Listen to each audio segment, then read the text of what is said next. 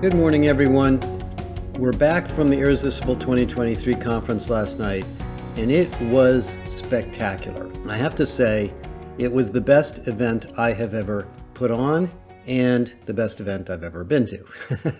I'm a little bit biased, but not really. And I think the other people who went would agree. And it was really because of the experience we created, the location, the venue, the multitude of really fun activities, and of course, the people. It was a very global conference, very senior conference. About 450 people came. And those of you who came know how open and collaborative and fun it was for all of us. So let me give you 5 things we talked about to consider. And for those of you that are corporate members, you can watch all the videos and essentially participate in the conference through our website. Those of you that are not, please join and you'll get access to all this stuff. So the first thing that I talked about in the very beginning in the keynote was this idea of organizational ingenuity, which I previewed in the article before the conference. And what that's really about is taking the concepts of Irresistible, the 7 principles, and apply them to a world where every employee has AI. Every employee is now superhuman and has more information and more tools and more capabilities at their fingertips than they had maybe ever before, in an interconnected way. So data, information, education, all are available. And what that means is all of these HR innovations that you guys have been working on, and I really displayed about 60 of them in the keynote, things like talent marketplaces and skills taxonomies and skills-based hiring and pay equity solutions and hybrid work and onboarding and all of those things are now tools to harness the productivity of these super-powered workers and employees we have. And we really are going to have to learn how to do that because the number of workers in the world is flat to declining because of the fertility rate in all the developed economies. So your ability to create a productive organization, not productive individuals, is really your job. And then I talked about the Pacesetter research where we proved through the first 3 industries we did, the healthcare industry, the banking industry, the consumer packaged goods industry, that the skills that matter the most are not the technical skills of AI. I mean, they matter, sure. You've got to keep up on the technology and all of that.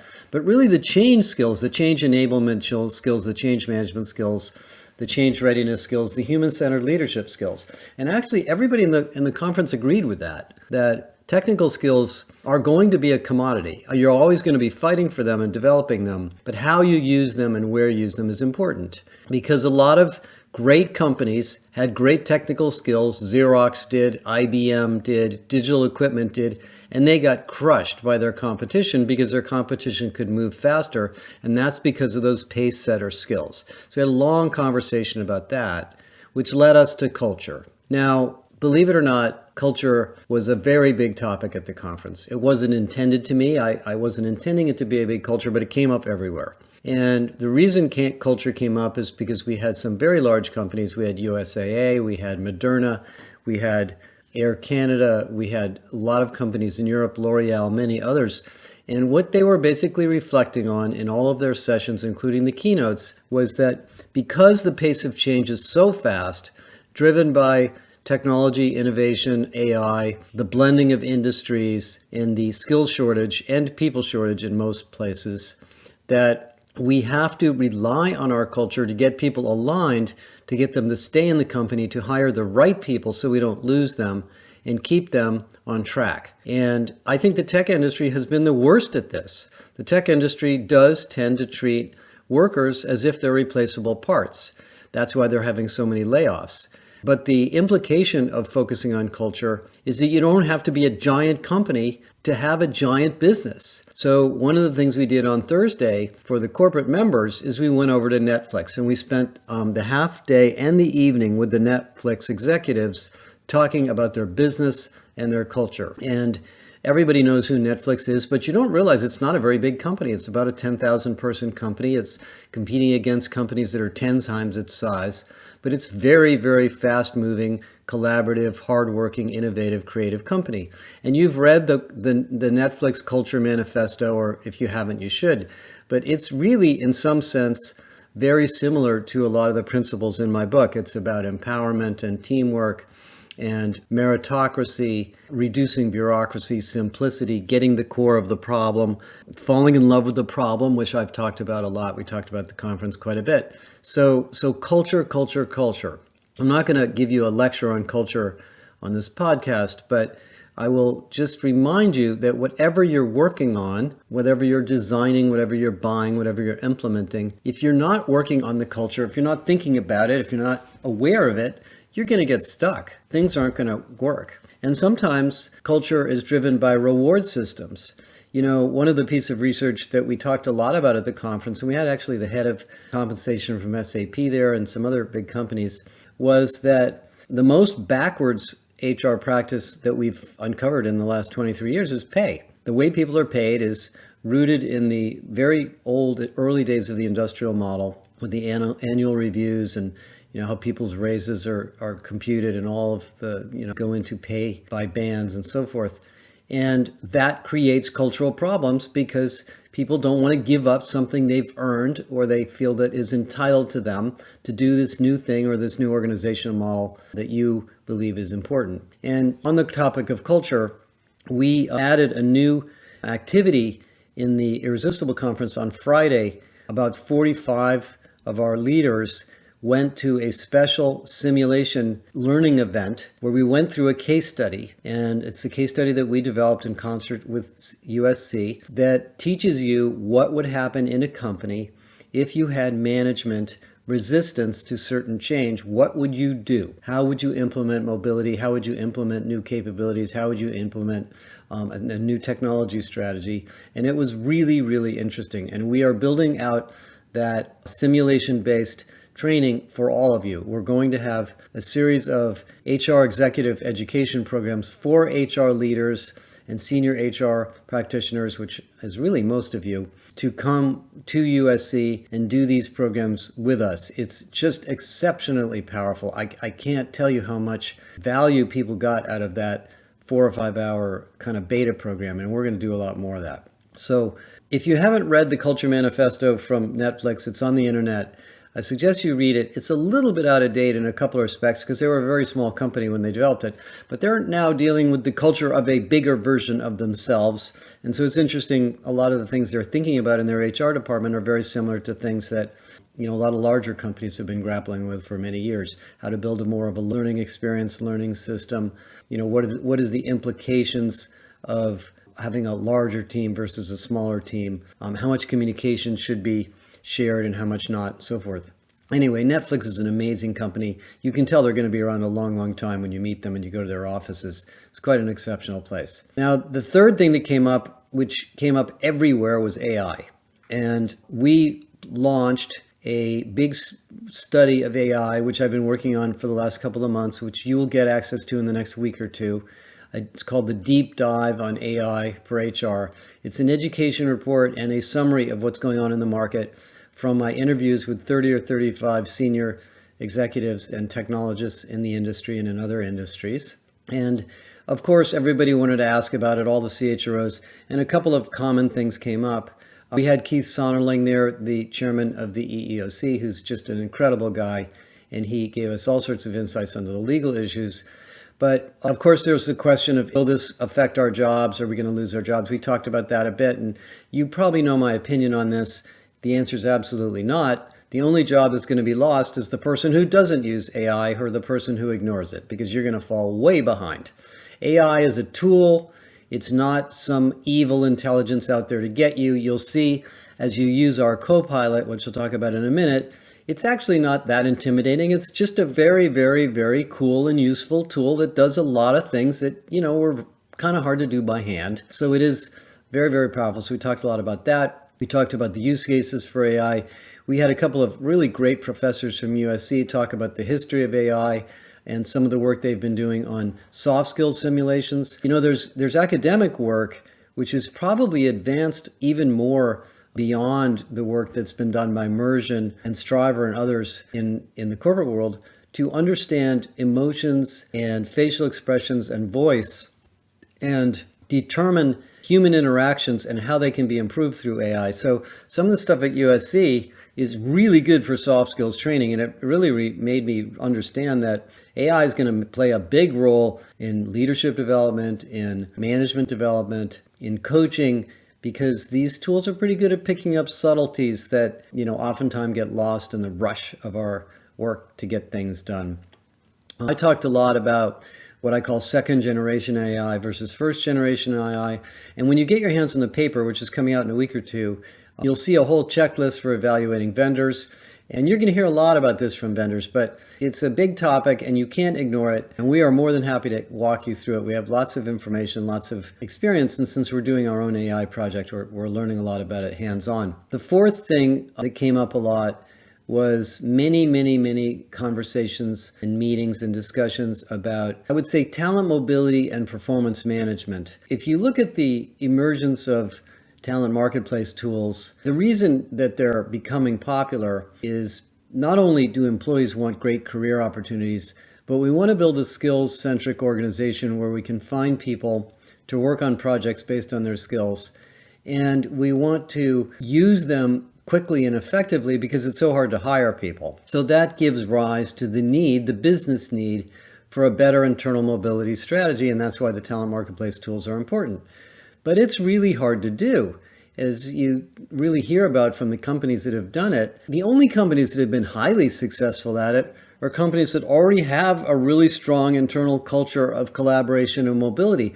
Most companies don't. Most companies have lots of silos, lots of independent business units, lots of geographic boundaries between different areas. People don't know what's going on in other parts of the company that well. Nobody wants to spend that much time getting to know everything that's going on inside of their company. So these mobility tools both facilitate that, but they land in a world that's not ready for that. And I'm a big fan of it, of course. And we had lots of people talking about what they were doing with talent marketplaces and skills taxonomies, of course. But we also heard a lot of challenges they were running into that were cultural. Managers not being willing to let people go. Performance management practices that are getting in the way. Which, by the way, performance management, I'm kind of tired of talking about it after all these years, is still a really big issue. And what I've learned for many years is that we make it too complicated. We make it too methodical. The most important part of performance management is not whether you use a 3-point scale or a 4-point scale or, whatever. The processes are important, but it's the philosophy. What does performance mean? How are we going to evaluate it in a common way so we can be fair and we can have equity in pay and other rewards and growth in the company, and we can reinforce our culture? So it gets back to culture. And that, by the way, allows a talent marketplace to work. If I decide I am kind of a geeky guy, I want to do a project, I want to work on AI, whatever, and there's some group in the company that would like my support, and so I want to spend a day a week working with them, well, my manager's got to approve, it's got to fall into my performance evaluation, I need to know I'm going to get rewarded for that and not punished for it. Performance management comes up a lot. So it's part of systemic HR, it's part of stitching all these things together that facilitate this new world of a highly mobile, highly agile, highly adaptive organization. Well, the work we're doing on the adaptive organization, which will be coming out later in the fall, the maturity is low. We looked at 50, 60, 70 practices of mobility and regular ongoing development and how performance management facilitates agile work practices, and the ratings and the evaluations and the maturity levels are extremely low. So this post-industrial organization that we talked a lot about has yet to be implemented in most of your companies. And that doesn't surprise me at all. It takes a while for management to rethink their jobs. Listen, I think in many ways, what's happened in the last 5 years, maybe, for us in HR, we have become very aware of the new management practices and the new management principles and philosophies that are needed. Our managers have not. They are operating in the older world. I mean, if I look at this cage match thing between Elon Musk and Mark Zuckerberg, the layoffs and the shenanigans at Salesforce, a lot of the things that you read about in the press, even in the banking industry, layoffs and sort of draconian demands that people come back to the office because the CEO wants it. That's not enlightened management.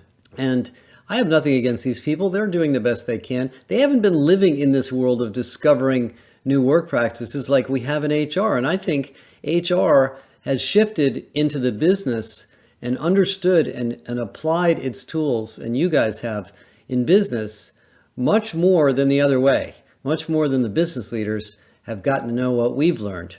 So my challenge to you coming out of that conference is you have to take the skills and the capabilities and the knowledge and the insights that you have, and you have to apply them because the companies need them, because the leaders are not as up to speed on the issues that you are. In these things like well-being and hybrid work and forcing people to come back to the office and productivity. Most of you have been thinking about this a lot. Certainly if you've been following us, you have. You don't think productivity is just laying a bunch of people off. You know it's more sophisticated than that, but I don't know that the business people have had enough enlightening yet. And if my thesis about organizational ingenuity is correct, small companies are going to outperform big ones. And that's going to shake some of the principles of management up a little bit. People are going to think a little bit differently. We're going to prove that to you in the research we've been doing and the research we are doing and going to do. Okay, obviously we talked a lot about skills and skills capabilities and skills taxonomies. We had J&J, we had Schneider, we had Novartis, we had a lot of companies explaining their skills taxonomies. This is an unsolved problem. You're not missing anything because you don't think you've done it yet. The learning platforms have not kept up. And there's, I think, a reinvention of the learning industry, corporate learning industry taking place. It's slow, but it's happening. And I am still of the opinion that skills taxonomies are important and skills technology is very important. Of course, it's under the covers of most of the new tools you buy. But if you think you're going to build one big skills database for your company and it's going to just sit there and be the source of all truth, that's not the way it's going to work. And we heard that over and over and over. You have to be much more pragmatic about this and much more operationally savvy about where you're applying this technology and how. And I talked to Stuart Logan from BNY Mellon, who's one of the pioneers on this, and he told me the same thing there, where they've been doing it now for years and they've been redoing their job architecture around skills and lots of cool stuff. He says it takes time. It's not an overnight exercise. The final thing I want to mention is the Josh Bersin HR Copilot. We have previewed, we haven't launched it, we've previewed our AI large language model solution, and it's really mind-blowing. As I may have told you before, we took 23 years of research, all of our maturity models, all of our frameworks, all of our case studies, all of our vendor information, all of our articles, and we put them into a big large language model, and you can ask it, and it's based on OpenAI technology, and you can ask it lots and lots of questions. You can ask it to define things, you can ask it for case studies, you can ask it to recommend vendors, you can ask it to write job descriptions, you can ask it to write implementation plans. It'll actually create roadmaps or checklists of how to build an onboarding program or a leadership development program, and it builds that knowledge from our research. So while there's lots of sources for some of this information, the reason I think this is unique is there's no advertising, no marketing, no vendor promotion, nothing in here. It's all pure research by us. And of course, our research is very neutral and fact and example based. So there's nothing in here that would lead you in the wrong direction. It will educate you, and it will give you a super search tool to access hundreds and hundreds of reports in a second, which frankly we've had a hard time doing in our website. It just has been a challenge for years.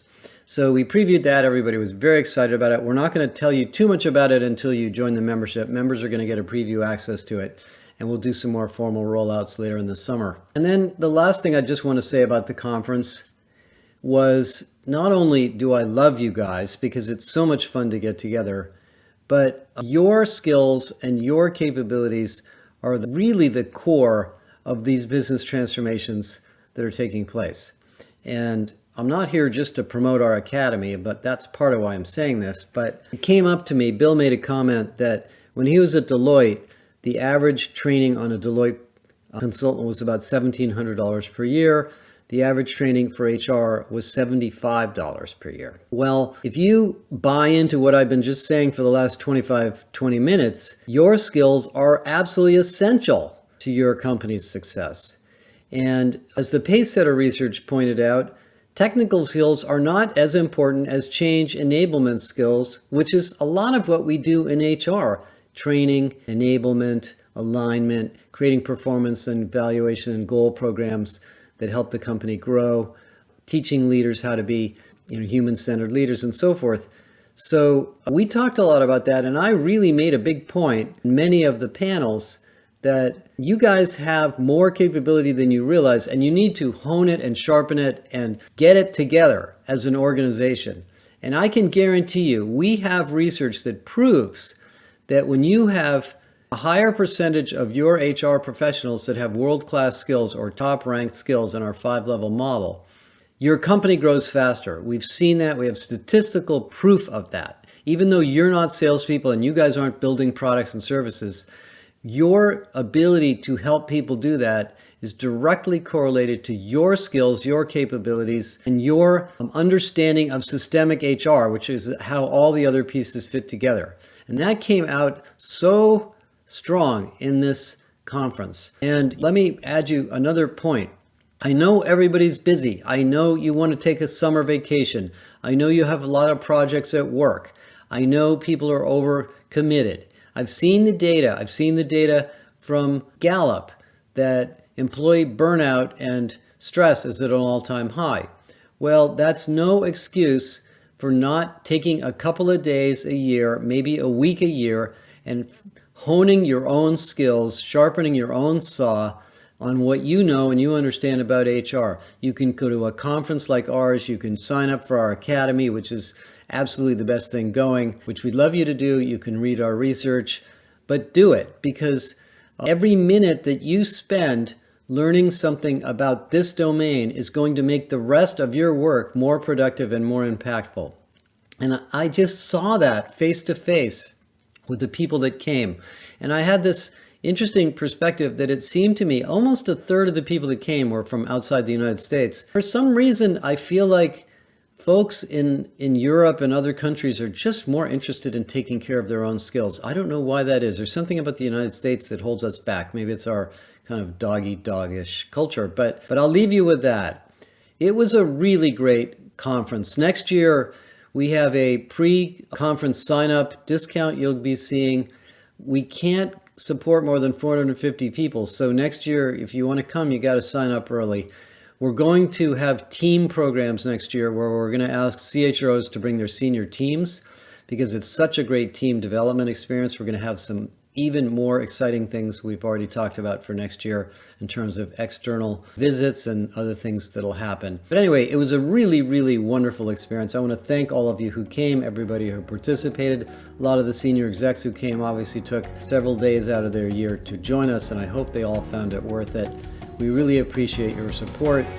And it was just so enlightening and exciting. I just wanted to reflect on it. And we'll get back to more normal topics in the podcast next week. Thanks a lot.